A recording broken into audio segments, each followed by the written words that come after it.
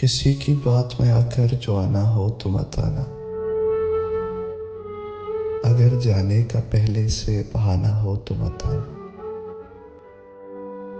किसी दिन चाय पर आना तुम्हारा खैर मकदम हो। मेरे हालात पर जो रहम खाना हो तो मत आना। मेरी आंखों की तन्हाई तुम्हें बेचैन कर देगी। अगर कुछ बोलना सुनना सुनाना हो तो मत आना। वो जिसके वास्ते सारे ताल्लुक ताक पर रखे, तुम्हारी राह में वही ज़माना हो तो मत आना।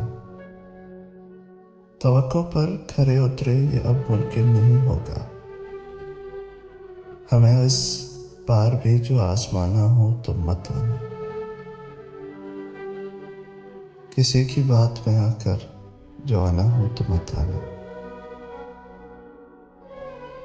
अगर जाने का पहले से बहाना हो तो मत आना।